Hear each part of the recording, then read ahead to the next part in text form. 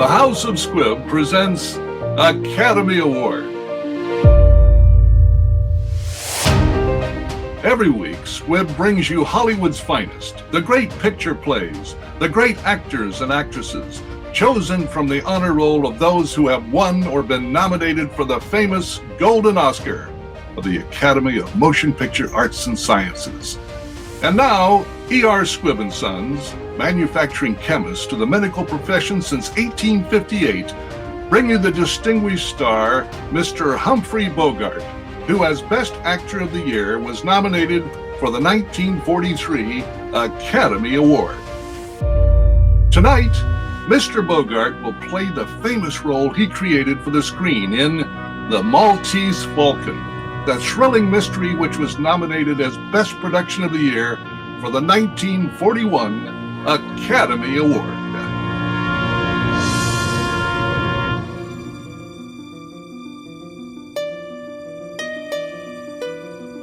My name is Spade, Sam Spade, license number 357896, issued by the Police Department of San Francisco, occupation private detective, sometimes known as Private Eye. My files in the case of the Maltese Falcon are closed, but I've got the Maltese Falcon. I got it and some dough. 3 other people weren't so lucky. They got murdered. I'll tell you about it. This slick dame comes to see me one day. Effie announced her around 3 o'clock, said there was a girl to see me by the name of Wonderly. There's a woman wants to see you, Sam. Says her name's Wonderly. What is she, Effie? A customer? Well, I guess so. You want to see her anyway. She's a knockout. Well, shoo her in, Effie, darling. Shoo her in. Will you please come in, Miss Wonderly? Thank you. Mr. Spade? Yeah, that's right. What can I do for you, Miss Wonderly? Well, I don't know where to start. I inquired at the hotel for the name of a reliable detective, and they mentioned yours. I suppose you tell me about it from the very beginning.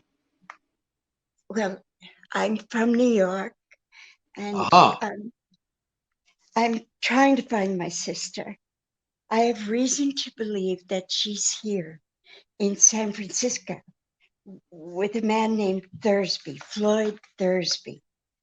I don't know where she met him.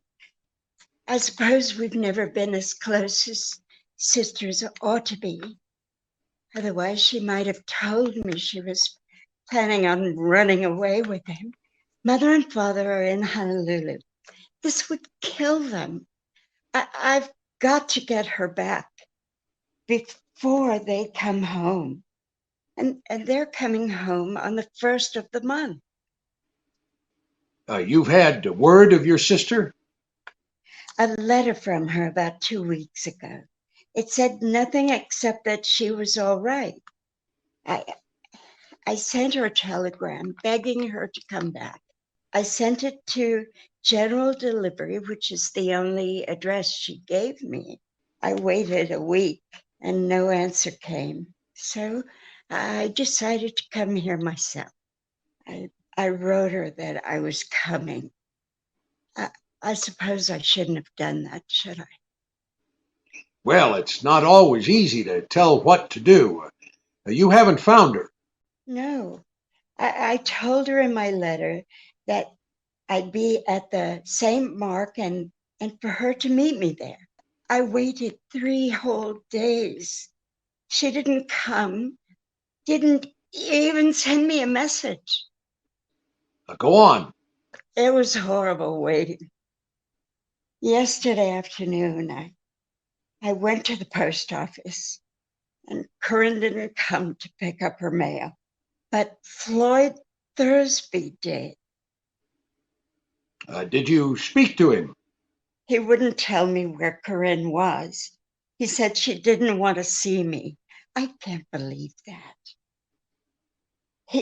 He promised to bring her to the hotel if she would come. But he said he knew she wouldn't come, so he promised to come himself if she didn't. Hiya, Sam. Say, I'm sorry. Excuse me. Oh, it's all right, Miles. Come in. Miss Wonderly, this is my partner, Miles Archer. How do you do? Mr. Archer. Anything I can do, Sam? Miss Wonderly's sister ran away from New York with a fellow named Floyd Thursby. Huh? They're here in San Francisco. Miss Wonderly has seen Thursby and has a date with him tonight at the St. Mark. He'll bring her sister with him, but the chances are he won't. Miss Wonderly wants us to find the sister and get her away from him and back home, right? Mm-hmm. Yes. Yes, but you must be careful. I'm deathly afraid of him, of what he might do. She's so young, and him bringing her here from New York is such a serious... Well, mightn't he do something to her? Just leave that to us. We'll know how to handle him. I want you to know that he is a dangerous man. I honestly don't think he'd stop at anything. I don't think he'd hesitate to kill Corinne if he thought it would save him. Could he cover up by marrying her? No, he has a wife and 3 children in England. Yes, they usually do, though not always in England. What time is he coming to see you? After 8 o'clock. All right, Miss Wonderly. We'll have a man there. Oh, no, Sam. This is too important for that. I'll look after it myself, Miss Wonderly. Oh, thank you. Not at all. Oh, I brought some money. Will 200 be enough? Yes. Oh, and by the way, it would be helpful if you would meet Thursby in the lobby. Oh, I will. You don't have to look for me, Miss Wonderly. I'll see you all right. Thank you so much. Goodbye. Goodbye. Goodbye, Miss Wonderly. I'll see you tonight. Well, Miles, what do you think of her? Oh, maybe you saw her first, Sam, but I spoke first. I wasn't talking about her figure. What about her story? Well, what about? You've got a great brain, Miles. Yes, you have.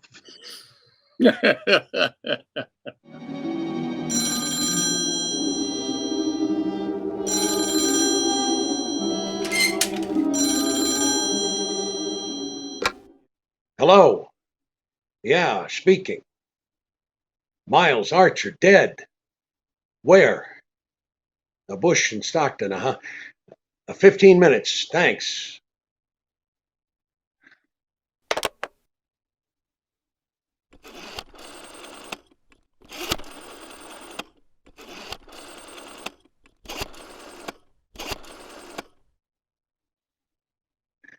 Hello, Effie, it's me. Now, listen, Precious. Miles has been shot. Yeah, dead. Now, don't get excited. Yeah. Now, you'll have to break the news to his wife, I'd fry first, and keep her away from me. Now, that's a good girl. Now, get right over there. You're an angel. Bye.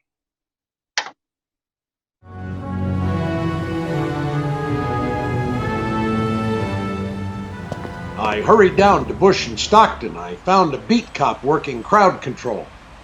What do you want down here? I'm Sam Spade, officer. Detective Polhouse phone.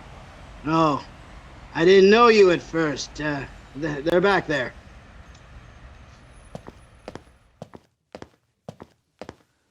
Hello, Sam. I figured you want to see it before we took him away, seeing how he's your partner. Thanks, Tom. What happened? Got him right through the pump with this. It's a Webley. English, ain't it? Yeah, Webley Fosbury, 45 automatic 8-shot. They don't make 'em anymore. How many gone out of it? Just one. Shot up close, too. Blast burned his coat. Who found him? Man on the beat. His gun was tucked away on his hips. It hadn't been fired. His overcoat was buttoned. Found a $100 bill in his vest pocket and 30-some bucks in his pants. You want to have a look at him before we get him away? No, you've seen everything I could. Was he working, Sam? Well, Yeah, he was tailing a guy named Thursby. what for? We wanted to find out where he lived. It's tough him getting it like that, ain't it? I mean, Miles had his faults just like the rest of us, but I guess he must have had some good points too. I guess so. Now, don't crowd me, Tom. I've got to go break the news to his wife.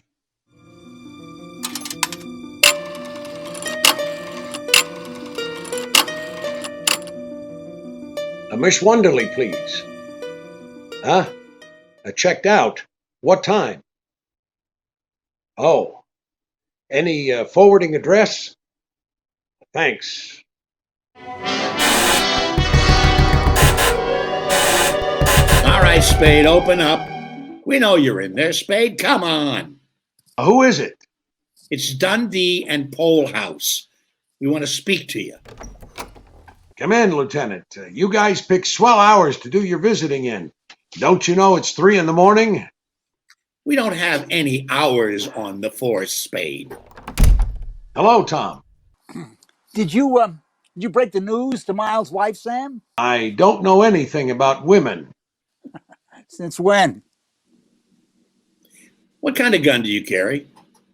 None. I don't like them. Of course, there are some down at the office. You don't happen to have one here? No. You sure about that? Now look around. Turn the dump upside down if you want to.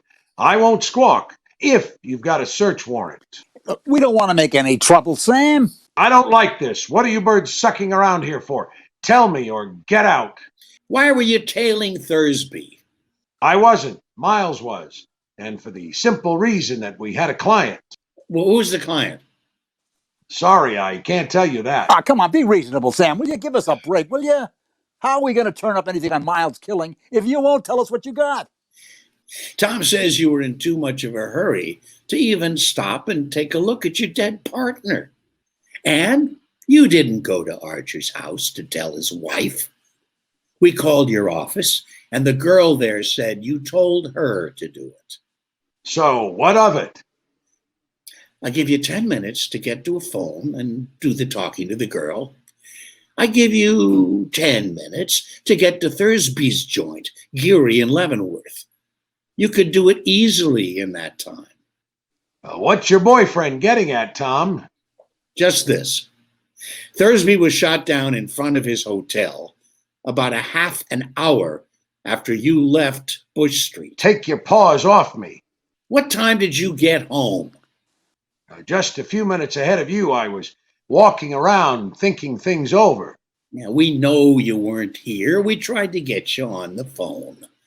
Where did you walk to? Down to Bush Street. Did you see anybody? No witnesses. Well, I know where I stand now. Sorry I got up on my hind legs, boys, but you fellas trying to rope me made me nervous. Miles getting bumped off upset me, then you birds cracking foxy. But it's all right now that I know what it's all about. Forget it, Sam. Thursby die? Yeah. How did I kill him? I forget. He was shot in the back 4 times with a 44 or 45 from across the street. Nobody saw it, but that's how it figures. The hotel people know anything about him? Nothing except that he lived there a week. Alone? Yep, alone. Did you find out who he was? What his name was? Well, did you? We thought you could tell us that. I've never seen Thursby, dead or alive. Well, you know me, Spade. If you did it, or if you didn't, you'll get a square deal from me and most of the breaks. I don't know if I blame you much, the man that killed your partner, but that won't stop me from nailing you. Fair enough. But I'd feel better about it if you fellas would have a drink with me. There you are, gentlemen. Drink up. Success to crime. Good morning, Effie. Oh, probably not. What? When I talked to Miles' widow, she had some wild ideas. She thinks I shot Miles? Yeah, so you could marry her. The cops think I shot Thursby, the guy that Miles was tailing for that Wonderly dame. Who do you think I shot? The police really think you shot this what's-his-name? Do they?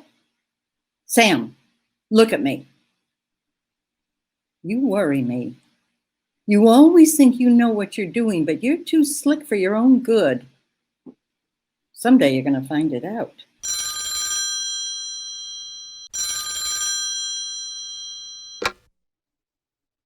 Hello. Oh, hello, Miss Wonderly. Where are you? What? The Coronet on California Street, apartment 1001. Okay, I'll be right over.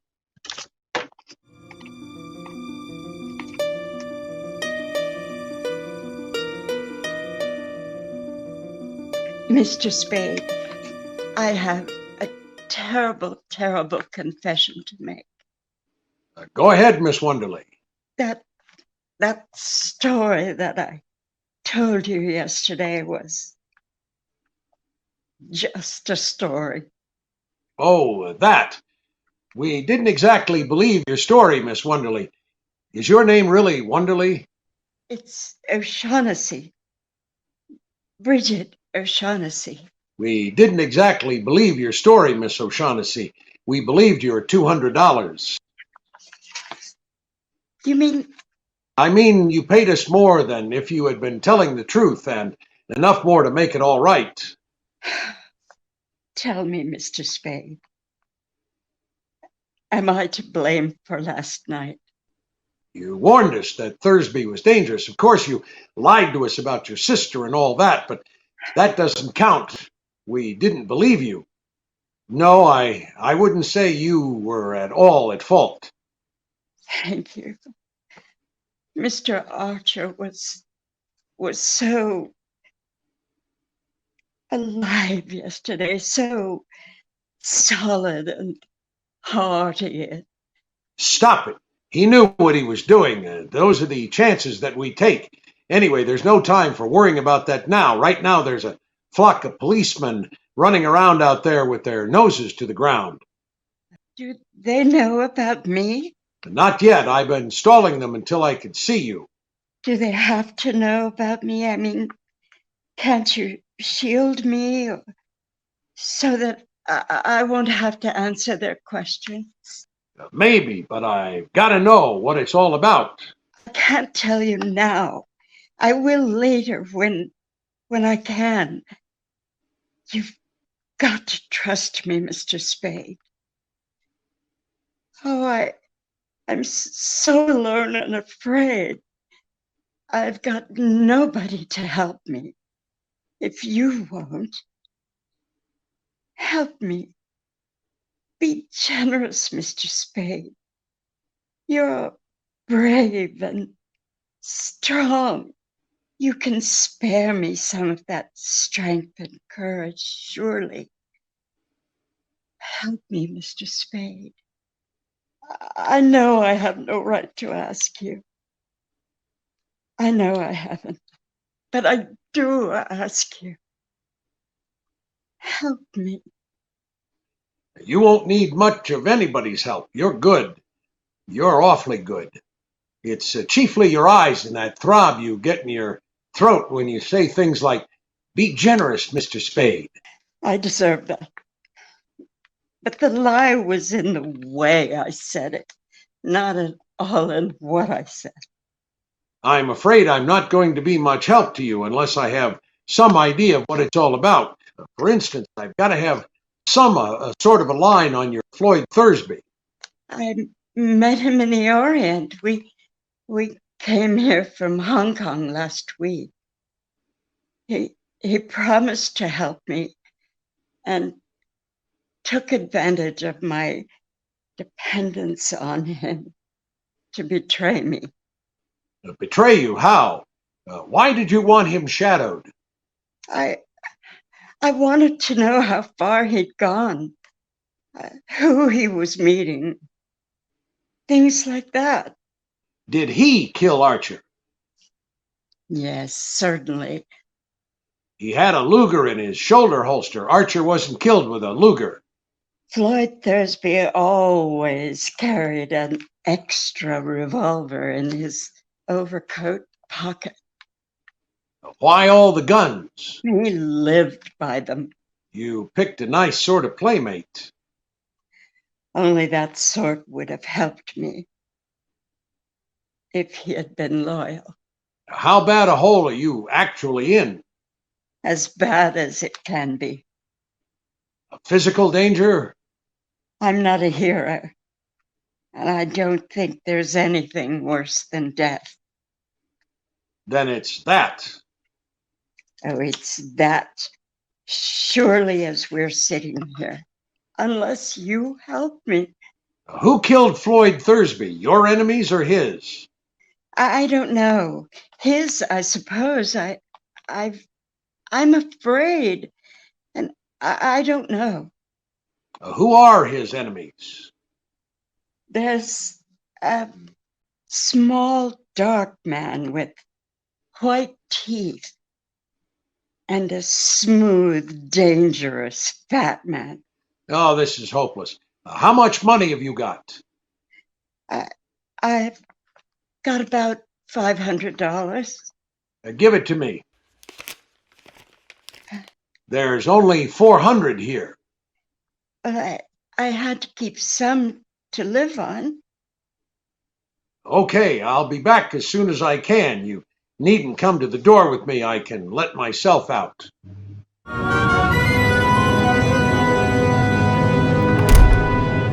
He's back again, Sam. Who, Effie? The fellow who was here this morning. Here's his card. Joel Cairo. Mm-hmm. Cairo. What is he, a character? Uh-huh. Foreign type. Smells like gardenia. Gardenia. Well, shoo him in, Effie. Right. Will you come in, Mr. Cairo? Sit down, Mr. Cairo. I thank you. What can I do for you, Mr. Cairo? May a stranger offer condolences for your partner's unfortunate death? Thanks. May I ask, Mr. Spade, if there is a certain relationship between that unfortunate happening and the death a little later of the man Thursby? May I ask that? No. I beg your pardon. More than idle curiosity prompted my question, Mr. Spade. I'm trying to recover an ornament that has been, shall we say, mislaid. I thought and hoped you could assist me. Aha. The ornament is a statuette, the black figure of a bird. I'm prepared to pay the sum of $5,000 for its recovery, and no questions asked. 5,000 is an awful lot of money. Come in. Will there be anything more for me tonight, Mr. Spade? Oh, no. Good night, Effie, and lock the door as you go, will you? Mm-hmm. Good night. That's a very interesting figure. You will put your hands together at the back of your neck, Mr. Spade. Huh? Oh, sure. I shall shoot you if you try to stop me, Mr. Spade. But I must search your office. You won't find anything but a pair of worn-out rubbers, a half pint of rum, and a pack of chewing gum. We shall see. Please stand up. So. Sure. This way? No. The other way. Sure. I'll take the gun, Mr. Cairo. Now get up. I am very slow in things like that. Yeah. I'm still prepared to pay $5,000 for the return of the figure. Do you have it, Mr. Spade? No. If it is not here, why did you just risk serious injury to prevent my searching for it? I should sit around and let people come into my office and stick me up? You wish some assurance of my sincerity? A retainer? I might. Say $100? You better make it 200. Thanks. Your first guess was that I had bird. Now, what's your second guess? That you know where it is, or where you can get it. Now, you're not hiring me to murder or do burglary, but to get back the bird in a lawful way, say from a dame with red hair or a smooth, dangerous fat man. Oh, so you know. You must beware of them. They would stop at nothing. May I have my pistol down? Huh. Yeah. I'd forgotten about it.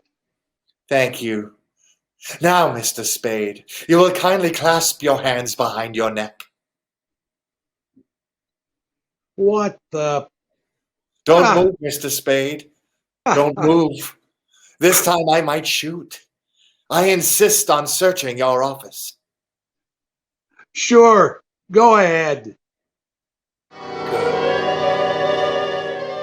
I finally got rid of him and started back to Bridget's apartment. Matter of fact, I had a hunch that Cairo was going there himself, and I started to tail his cab when a sad-faced guy poked something into my back and said, "Come on, the fat man wants to see you."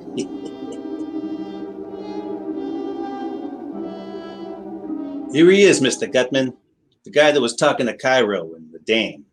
Ah, Mr. Spade. Gutman. We begin well, sir. I distrust a man who talks too much. I like to talk. Of course, talking something you can't do judiciously, unless you keep in practice. Yeah. Now, sir, we'll talk if you like, and I'll tell you right out that I'm a man who likes talking to a man who likes to talk. Swell. Will we talk about the black bird? Oh, you're the man for me, sir. No beating about the bush. Right to the point. Let us talk about the black bird by all means. Mr. Spade, have you any conception of how much money can be got for that black bird? No. Well, sir, if I told you half, you'd call me a liar. Oh, no, not even if I thought so. You just tell me what it is and I'll figure out the profits. You mean you don't know what the bird is?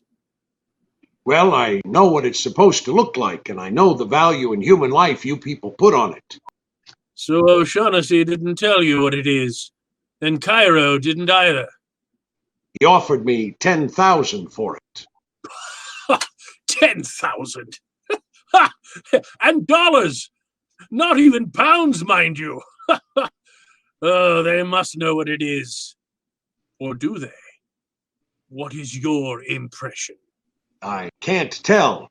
They're both lying. If they don't know, I'm the only one in the whole wide sweet world who does. Swell, when you told me that'll make two of us. Mathematically correct, sir, but I don't know for certain that I'm going to tell you. Don't be foolish. You know what it is. I know where it is. That's why I'm here. Well, sir, where is it? Don't be silly. You see, I must tell you what I know, but you will not tell me what you know. That is hardly equitable, sir. No, I don't think we can do business along those lines. Yeah? Well, think again and think fast. I can get along without you, and keep that Ganssle away from me while you're making up your mind. I'll kill him. Well, sir, I must say you have the most violent temper. Well, what are you wasting time for? You've got until 5:30, and then you're either in or out for keeps. 3 characters and a black bird. All I knew was that my partner was dead, and the cops were getting very uncooperative about the whole thing, including who killed Floyd Thursby. I thought I'd better get back to see that O'Shaughnessy dame before it was too late. Sure enough, it almost was.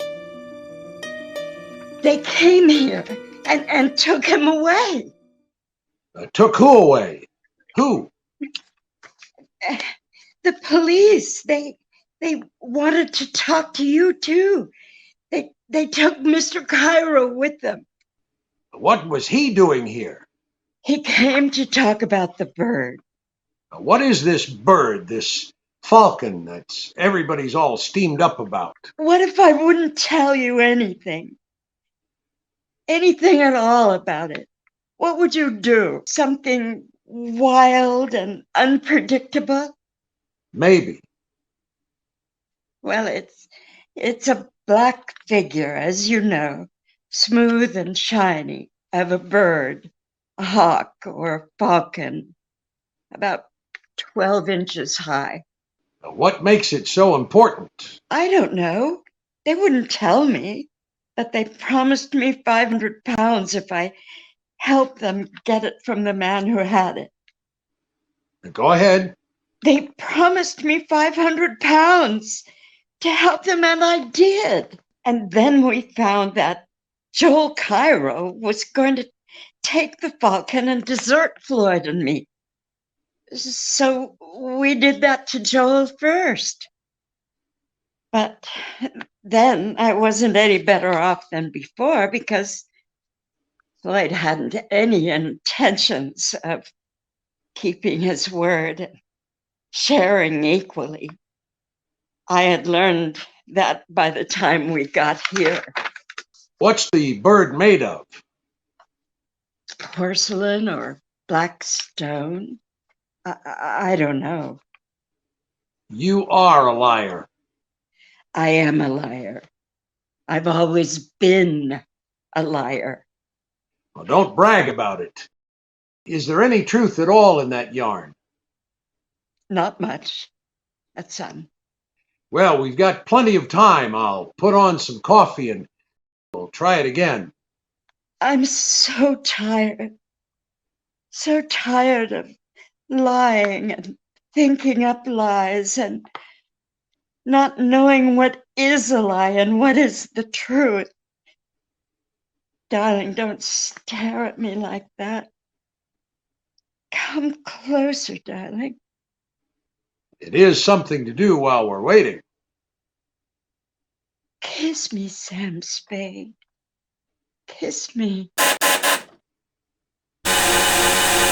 It happens every time. I'll get it. Be careful, darling. Okay, come on, you. He wants to see you. Well, if it isn't the fat man's killer. Hello, Paleface. How many'd you bump off today? So keep on riding me. You'll be picking iron out of your liver. Yeah. The cheaper the crook, the gaudier the patter, huh? Darling, what does he want? He wants me. The fat man's been thinking things over.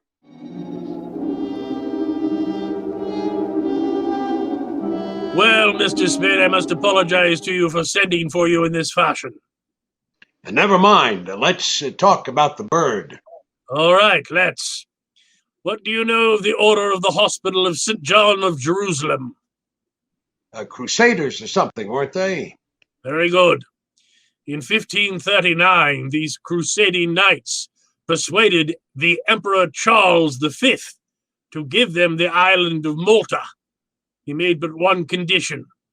They were to pay him each year the tribute of a falcon in acknowledgement that Malta was still under Spain. Do you follow me? Yeah. Have you any conception of the extreme, immeasurable wealth of the order at that time? Well, I would imagine they were pretty well fixed. They were rolling in wealth, sir. They hit upon the happy thought of sending their emperor for the first year's tribute Not an insignificant live bird, but a glorious golden falcon, encrusted from head to foot with the finest jewels in their coffers. Allow me to replenish your drink, sir. Well, what do you think of these knights? I don't know. Well, sir, the glorious falcon never reached Spain. Buccaneers raided the galleon. In 1713, the bird showed up in Sicily. In 1840, in Paris. And it had by that time acquired a coat of black enamel, looking like nothing but a fairly interesting black statue. In 1923, a Greek dealer found it in an obscure Paris shop. He knew what it was. I heard about it in London and rushed over to buy it. But the Greek was murdered and the falcon gone. That was 23 years ago. For 23 years, I've searched for the bird. I traced it to the home of the Russian General Kamadov, but he wouldn't sell, even though he knew nothing of its value. I was forced to send my agents after it. They got it, sir, but I haven't got it. But I'm going to get it, sir. How soon are you willing to produce the falcon? Couple of days. That is satisfactory. Well, sir, here's to a fair bargain and profits large enough for both of us. Well, what's your idea of a fair bargain? Shall I say 100,000? Why not? What would you say to $250,000? Oh, then you think the thing is worth $1 million? Why not? Yeah, why not? Hey, I feel kind of funny, Gutman. That drink. Oh, my dear man, how could you suggest anything so crude?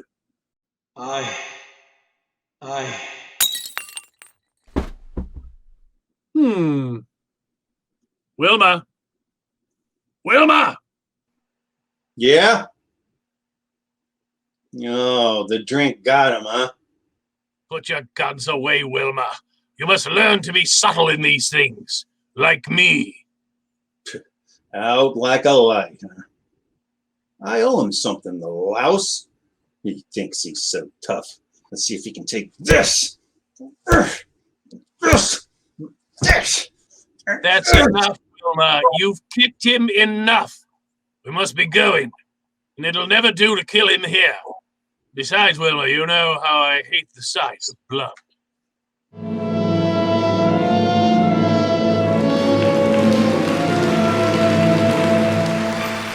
In a moment, you will hear part 2 of the Maltese Falcon. But first, we want to thank Warner Brothers for making this story available. And one thing more.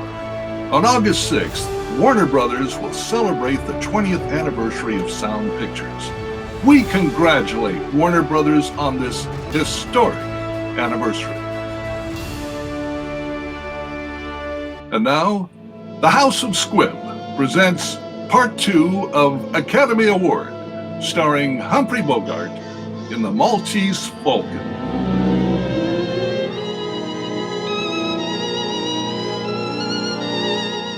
I guess the name of Sam Spade was a cinch for the back page obituaries, but I came out of it somehow and managed to pull myself together. After splashing some water on my face, I gave Gutman's apartment a good going over. In the wastebasket, I found a newspaper folded to the steamship news.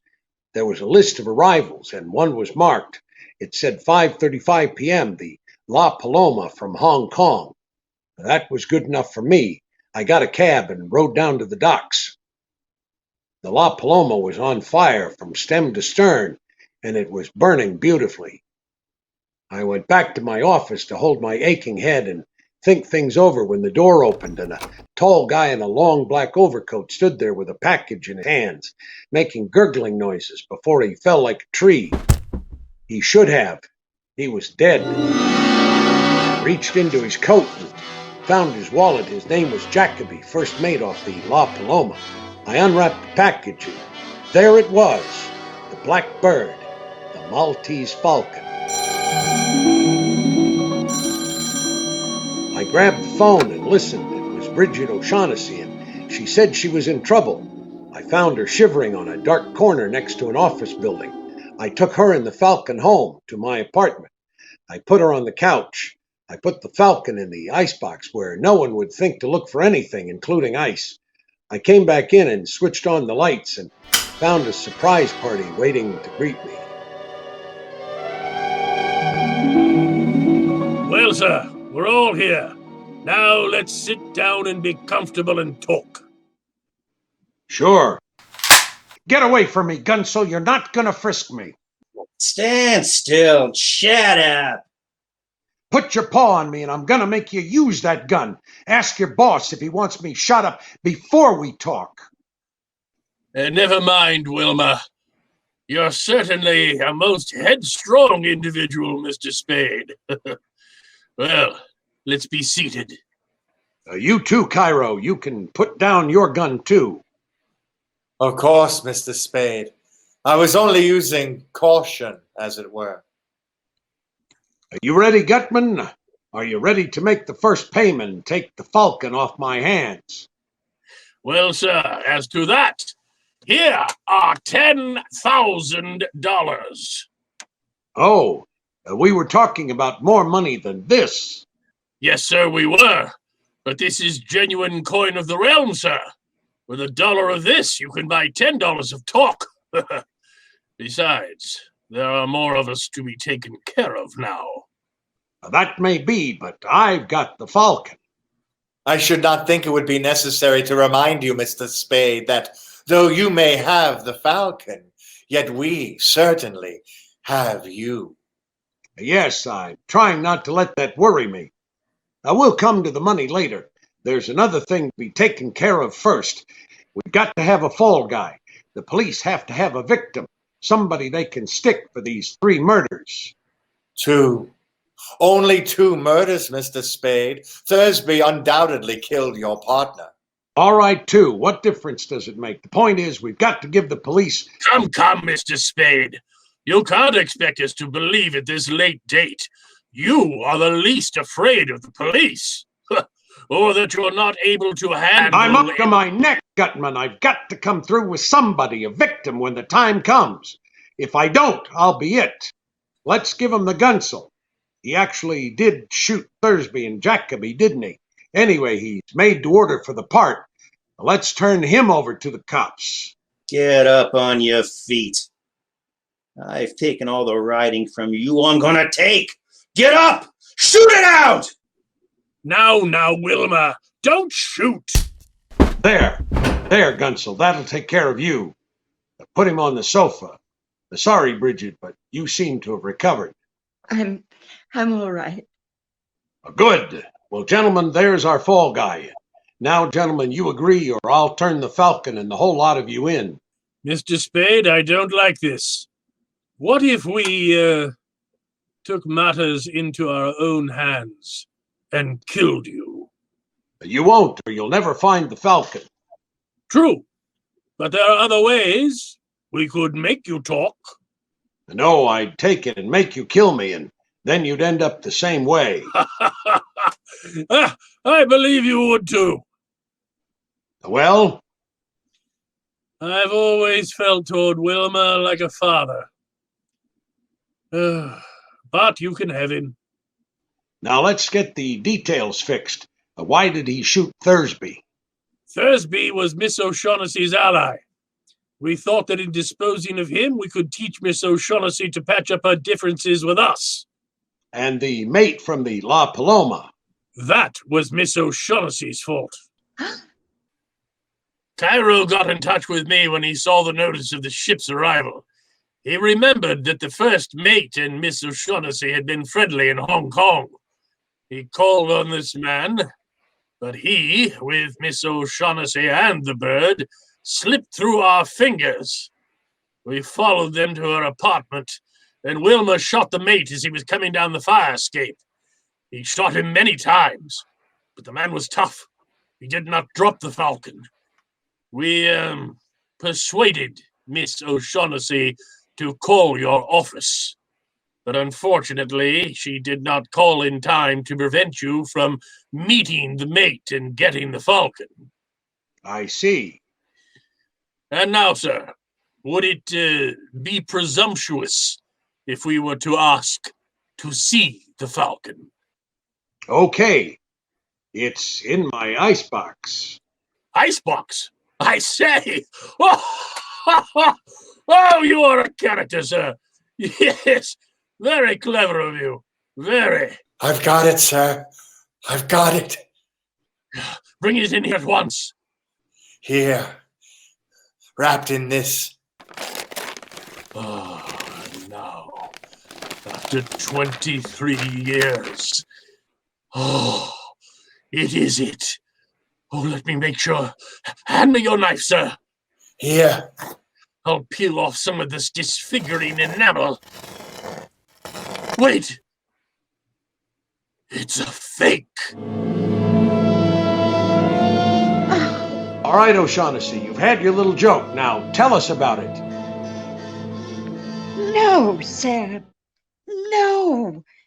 That's the one I got from the Russian, I swear. You bungled it, Gutman! You and your stupid attempt to buy it! The Russian caught on how valuable it was. No wonder we had so little trouble stealing it. You imbecile! You bloated idiot! Yes, this is the Russian's hand. There's no doubt of it. Well, sir, what do you suggest? Shall we stand here and shed tears and call each other names? Or shall we go to Istanbul and interview our Russian friend? Go to Istanbul? For 23 years I've wanted that little item and have been trying to get it. If I must spend another year on the quest, well, that will be an added expenditure in time only. I'll go with you. Wilma's gone. Wilma's gone. So he has. Oh, that makes it imperative that we go too. Oh, by the way, sir, I'll trouble you for my envelope containing the $10,000. I kept my end of the bargain, but I'll settle for $1,000 for my expenses. Thank you, sir. I'll allow you the $1,000. That'll take care of my time. Now, sir, we'll say goodbye to you, unless you care to undertake the Istanbul expedition with us. You don't. That's too bad. Well, sir, the shortest farewells are best. Adieu. Oh, and to you, Miss O'Shaughnessy. I leave the rara avis there on the table as a little memento. The Maltese Falcon.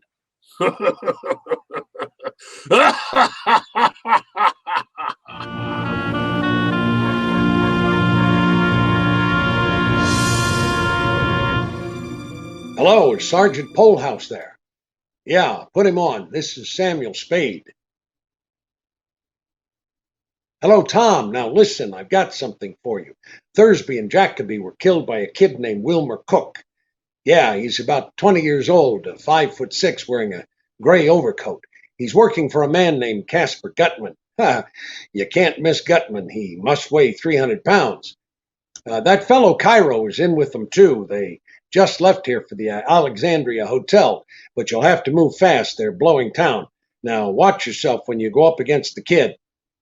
Yes, that's right. Very. Good luck, Tom.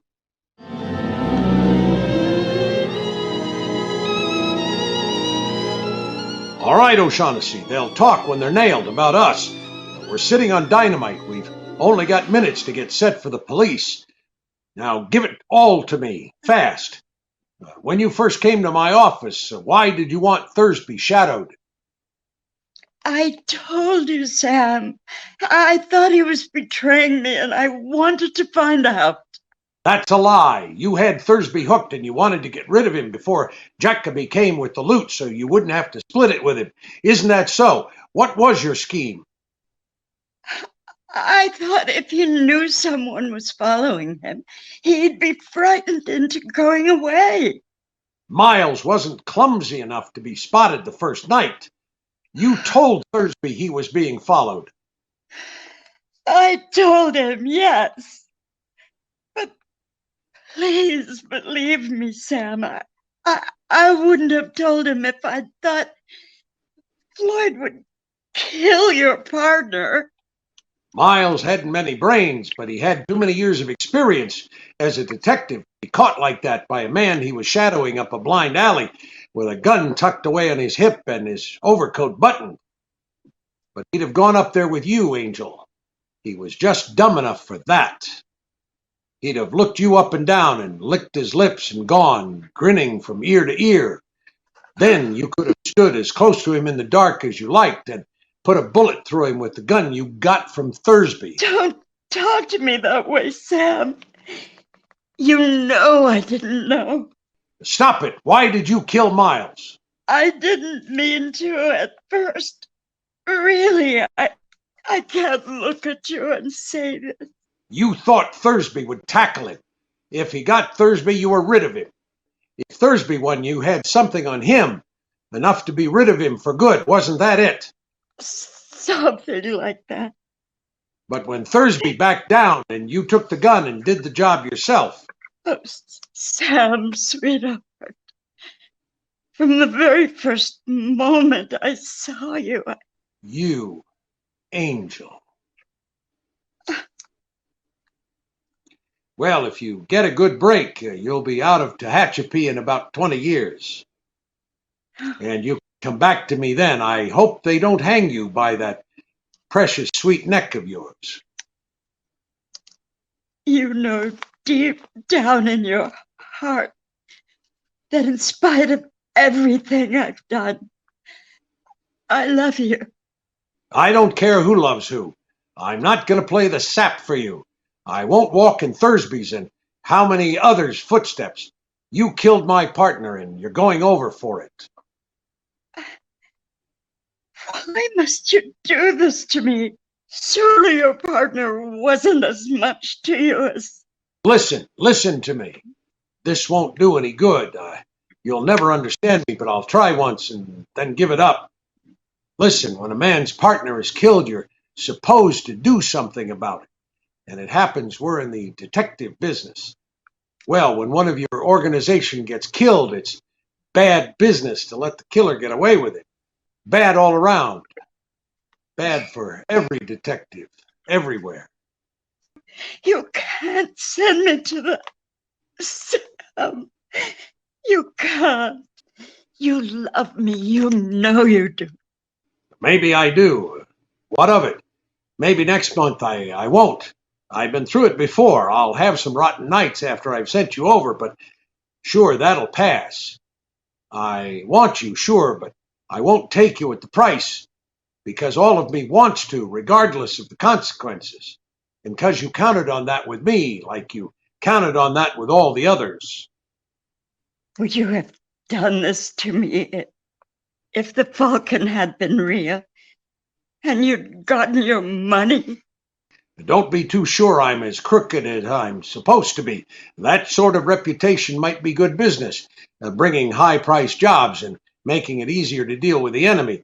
But a lot more money would have been one more item on your side of the scale. If you loved me, you wouldn't have needed any more on that side. Oh, Sam, darling, kiss me. Kiss me. Come in. Oh, hello, Tom. Lieutenant. Got him? Got him.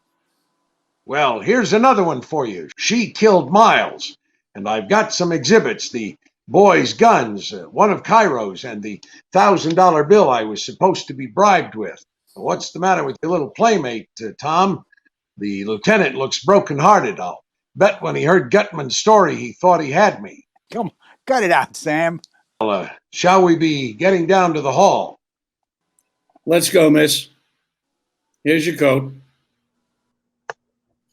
Oh, and Tom, You probably want to take this black statuette here. It's what all the fuss was about. Okay. Yeah, it looks heavy. What is it? The stuff that dreams are made of.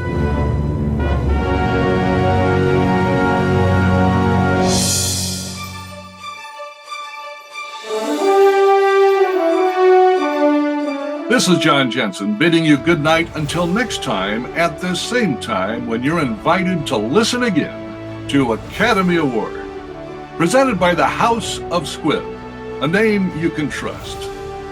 Our cast this evening included Lynda Day George as Bridget O'Shaughnessy, Brad Zinn as Sam Spade, Melinda Peterson as Effie Perrine, Ivan Cury as Detective Paulhouse, Philip Proctor as Lieutenant Dundee, Ben Tyler as Casper Gutman, Gene Ganssle as Joel Cairo, David Ossman as Miles Archer, Bryan Hendrickson as Wilmer Cook, Bryan Haigood as the police officer, and I'm John Jensen, your announcer.